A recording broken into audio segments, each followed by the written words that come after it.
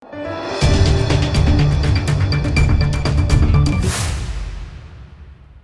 દર્શક મિત્રો, આપ જોઈ રહ્યા છો લોકમૈત્રી ન્યૂઝ. હું છું એન્કર અર્પિતા પટેલ. હવે જોઈએ અગત્યના સમાચાર.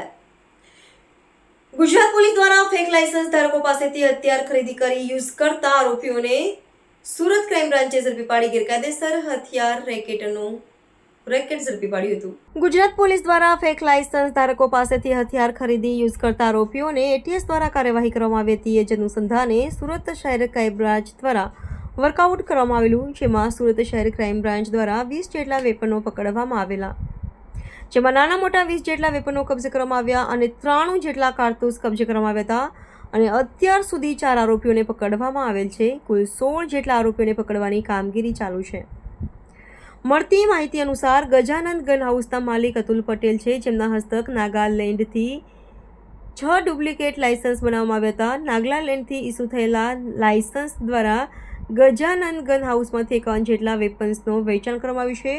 આ પ્રક્રિયામાં કામરેજ પાસે સેલાભાઈ બુડિયા નામક વ્યક્તિ રહેતો હતો, જેના હસ્તે ગજાનંદ ગન હાઉસમાં વેપનોનું વેચાણ થતું હતું. ત્યારે અતુલભાઈનો સેલાભાઈ બુડિયા દ્વારા હરિયાણામાં રહેતા આસિફનો કોન્ટેક્ટ કરી જેમને ફેક લાયસન્સ જોતું હતું, એના આધાર કાર્ડ, પાન કાર્ડ અને અન્ય ડોક્યુમેન્ટ લઈ બ્લુ ડાર્ક કુરિયરથી આ વસ્તુઓ નાગાલેન્ડમાં આસિફે બતાવેલ જગ્યા ઉપર આ વસ્તુઓ મોકલવામાં આવતી હતી. નોઈડા અને દિલ્હીમાંથી લાયસન્સ માટે રૂપિયા 10 લાખ જેટલી રકમ લઈ આસિફને મોકલી આપવામાં આવતી હતી. એના પછી નાગાલેન્ડથી લાયસન્સની અને વેપનની પ્રક્રિયા પૂરી થયા પછી ગજાનંદ ગન હાઉસમાંથી આ વેપન અપાતા હતા. Reporter Sunil Ganjawala, Lokmaitri news, Surat.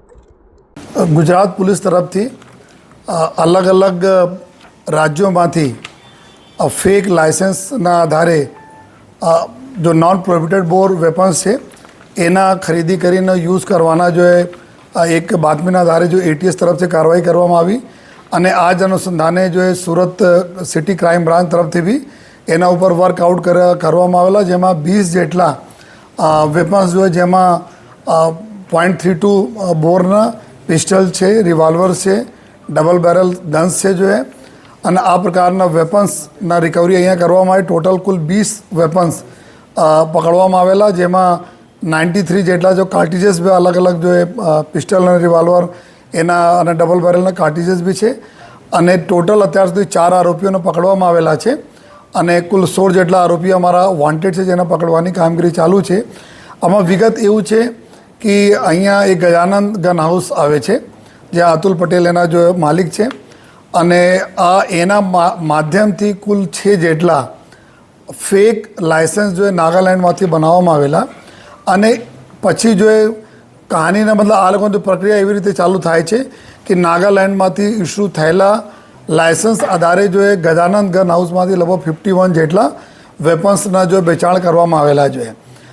આ અનુસંધાને જો એક વ્યક્તિ છે, જેના સેલાભાઈ બોડિયા નામના એક વ્યક્તિ છે, જો અહીંયા કામરેજ પાસે રહેતા હતા અને આ એના માધ્યમથી જ્યારે ગનોના વેચાણ અહીંયા થતા હતા ગજાનંદ ગન હાઉસમાંથી, ત્યારે જો અતુલભાઈ એના કોન્ટેક્ટમાં આવીને એક આસિફ કરીને એક વ્યક્તિ છે, જો હરિયાણામાં રહે છે.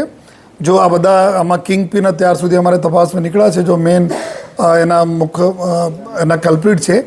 તો એના કોન્ટેક્ટ કરીને અહીંયા જે લાયસન્સ જો ઈચ્છુક લોકો હતા જો એના કોન્ટેક્ટ કરીને અહીંયાથી એના આધાર, પેન, બીજા જો ફોટો વગેરે લઈને બ્લુ ડાર્ટ કુરિયરથી સીધે નાગાલેન્ડ મોકલવામાં આવતા હતા આસિફના બતાવેલ જગ્યા ઉપર જોઈએ. અને જો આંગળીયા મારફતે જો પૈસા લગભગ 10 લાખ રૂપિયાના આસપાસ પર વેપનના જો અત્યાર સુધી તપાસમાં એવું આવેલા છે. નોઈડા અને દિલ્હીમાં આ આસિફ પાસે પૈસા અહીંયાથી મોકલવામાં આવતા હતા. નાગાલેન્ડમાંથી પછી વેપન આપણાના લાયસન્સ બને જોઈએ. લાયસન્સ બન્યા પછી અહીંયા લાયસન્સ આવે અને એના આધારે જો આપણા ગજાનંદ ગન હાઉસમાંથી ટોટલ બધા આ તમામ લોકોને જો વેપન અહીંયા આપવામાં આવેલા હતા. એટીએસ તરફથી બી રિકવરી કરવામાં આવી. પોલીસ જ્યારે ક્રાઇમ બ્રાન્ચની ટીમે કરી કુલ 20 જેટલા જો વેપન અમે રિકવર કરેલ છે. 4 આરોપી પકડા છે, 16 જેટલા આરોપીઓને પકડવાના બાકી છે, એની પ્રક્રિયા ચાલુ છે. આ લોકોના એમઓમાં ખાસ વાત એવું હતી કે 6 જેટલા લોકોના જો અતુલ પટેલે બનાવીને મોકલાયા. આ લોકો કોઈ દિવસ નાગાલેન્ડ જોયા પણ નથી, નાગાલેન્ડ ગયા પણ નથી, પરંતુ એના જો નાગાલેન્ડમાં એક એડ્રેસ, ઘરના એડ્રેસ બતાવવામાં આવેલા છે અને આ એડ્રેસના આધારે ત્યાં પૂરી પ્રક્રિયા કરીને જો લાયસન્સ એના મેળવવામાં આવેલા છે. અને ઘણા બધા એવા પણ કેસીસ છે કે જો નાગાલેન્ડમાં જૂના લોકો પાસે લાયસન્સ હતા, ત્યાંના ઓરિજિનલ લાયસન્સ હતા, જેની મોટી ઉંમર થઈ ગઈ, એમાં રિટેનર તરીકે અમુક લોકોના નામ નાખવામાં આવેલા, જેમાં આ લોકો ખોટા એડ્રેસના ક્રિએટ કરીને રિટેનર તરીકે નામ નાખે અને પછી રિટેનરના આધારે નવા લાયસન્સ કઢાયા જોઈએ.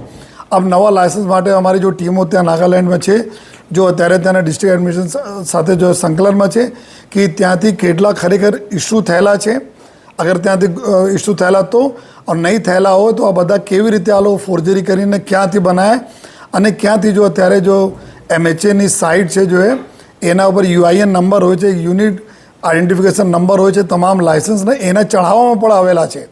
તો કેવી રીતે ખોટી રીતે આ સાઇટ ઉપર ચડાવવામાં આવેલી છે, અંદરનો કોઈ વ્યક્તિ ઇન્વોલ્વ છે કે નહીં, એના માટે પૂરી અમારી ટીમ અત્યારે કામ કરી રહી છે. લેકિન અત્યારે કુલ 20 જેટલા વેપન, 4 જેટલા આરોપીઓનો ધરપકડ કરવામાં આવી છે.